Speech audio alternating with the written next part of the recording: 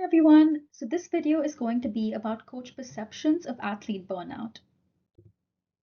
I'm going to first start by discussing what burnout is, distinguish between overtraining and burnout because they are interchangeably used sometimes, talk about how burnout develops over time, introduce some of the early signs, risk factors, and antecedent approaches, and then finally talk about how we can prevent burnout. This research is really important because burnout incidence has been shown to become increasingly common amongst athletes in recent years. Research is also showing us that about 10% of athletes experience moderate to severe burnout symptoms at any particular point in time. And coaches also have a very important interpersonal relationship with athletes. This relationship, along with the training environment that coaches create, can influence athlete burnout development. So, this research is really important. Burnout is essentially a multidimensional syndrome that consists of a constellation of three symptom characteristics. We've got emotional physical exhaustion, which is the feeling of extreme low energy, reduced sense of accomplishment, which is feelings of lack of improvement and having no progress despite increased training efforts, and then sport devaluation, which is just a diminished interest and a negative attitude towards the sport. Overtraining and burnout are often confused between one another. Physiological stress tends to be the key antecedent to overtraining syndrome, whereas the key antecedent for burnout tends to be psychosocial stress. So, even small daily social conflicts at school or work stressors can accumulate and become chronic and lead to burnout. Training stress still matters for burnout because it can contribute to broader psychosocial stress.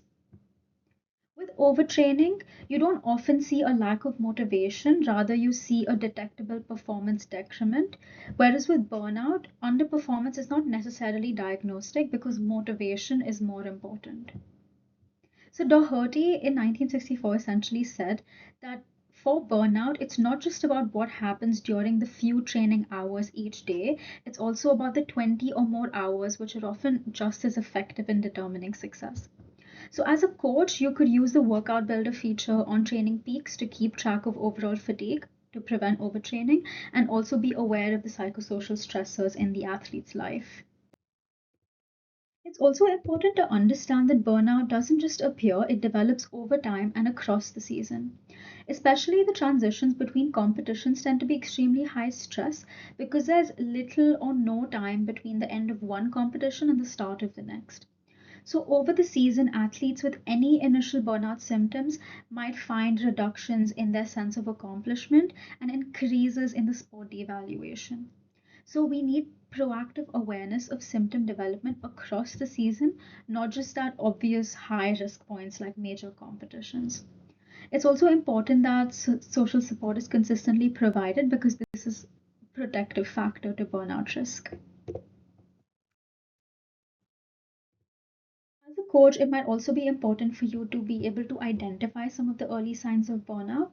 While this is very challenging, awareness of some of the signs might prevent burnout development. So, we might see performance decrements or stagnation in training or competitions. This could be overtraining syndrome, but it's still important to identify. We might see a motivational shift. We might see less intrinsic forms of motivation across the season. So, monitoring these changes in effort, enjoyment, withdrawal might be extremely important. We might see increased anxiety, nagging disappointment, and just more frequent negative emotions in the athletes, which could then impact their interpersonal relationships. So, they might, as a consequence, feel increasingly isolated from others. There could also be sleep disruption, which could contribute to constant feelings of fatigue. And you might also see some behavioral coping, like there might be cheating during training sessions or athletes not exerting their full effort. As a coach, it's also important for you to know some of the risk factors of burnout development.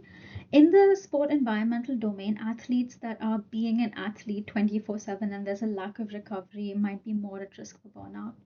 Also, those that have more interpersonal conflicts, so whether that's caused by pressure from coaches or parents or other people in their network, might also make them more vulnerable to burnout risk.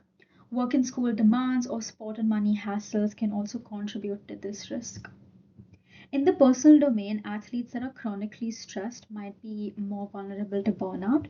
Also, athletes that are constantly concerned about perfectionism, so having this intense fear of failure, having excessive self doubt, having this fear of negative evaluation by others, might increase their risk of burnout. Also, having competitive anxiety, so having very negative emotional and physical responses before any high stakes events could increase this risk as well. There are also factors that might protect athletes from this burnout risk. So, in the sport environmental domain, athletes that feel very satisfied and emotionally connected to their sports community might have higher social support and lower burnout scores. Even athletes that feel very related to the others in their team might show lower levels of burnout later in the season. When it comes to personal protective factors, athletes that are constantly striving for perfection, so having high personal standards and not being concerned about perfectionism has actually shown to predict decreases in athlete burnout. Even being very resilient within sport and practicing gratitude and mindfulness have shown to protect athletes from burnout risk. There are four main approaches to understanding athlete burnout development. There's the cognitive affective model, which suggests that burnout develops from having prolonged stress, especially when the demands that are being perceived exceed the resources. So it's not just the situation itself, but actually how the athlete is interpreting it. Then we've got the commitment based model, which basically is based on attraction. So I want to participate and do the sport versus entrapment. I have to participate in the sport. Then we've got the sociological perspective, which just highlights the importance of social support on preventing burnout. And the last is motivational theory, but I'm going to go into more depth with it on the next slide.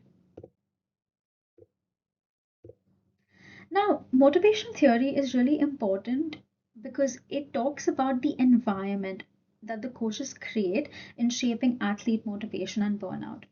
There are three basic psychological needs that this training environment needs to meet.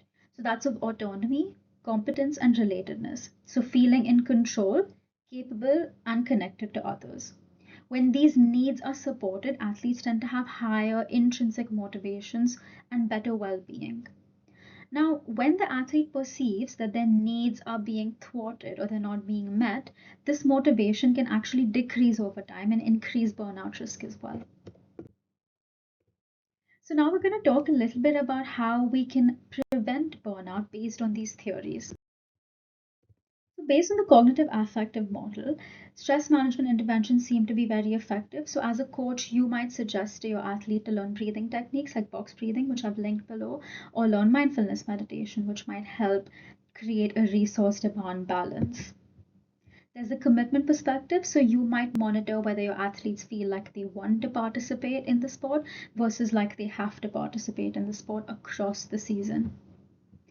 There's a social support perspective, so it's unrealistic to want all of the athletes' interactions with other people to be positive and supportive all the time. So you might signpost athletes to psychoeducational training on how to seek the best social support, and I've linked a resource below.